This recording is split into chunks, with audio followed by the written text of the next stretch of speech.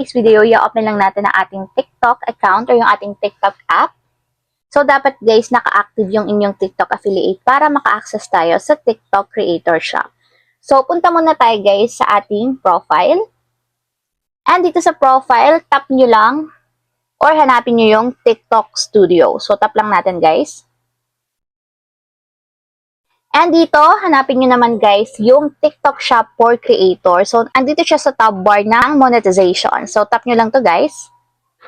So, pagka-open guys dito sa TikTok Shop Creator Center, so, hanapin nyo naman dito yung earnings. So, andito siya sa TikTok Shop Toolkit.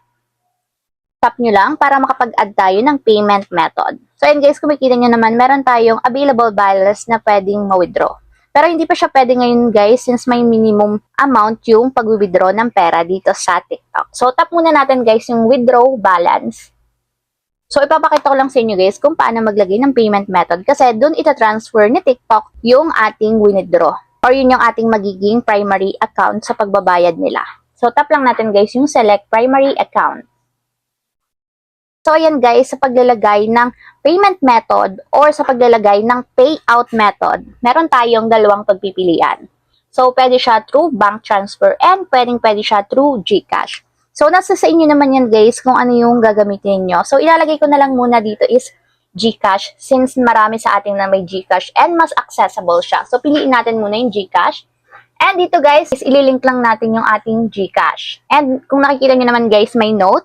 Entering incorrect information will result in declined transactions, and you will be responsible for any costs associated with processing your request.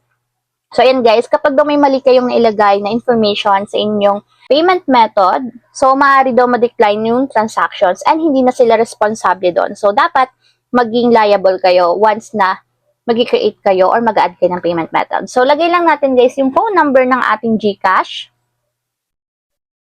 And dito naman is yung name ninyo sa GCash. So, dapat guys, pangalan ninyo mismo yung ilalagay nyo dito para sa sarili nyong account.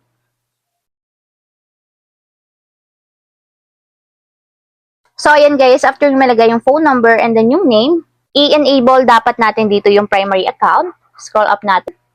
And tap natin guys yung submit.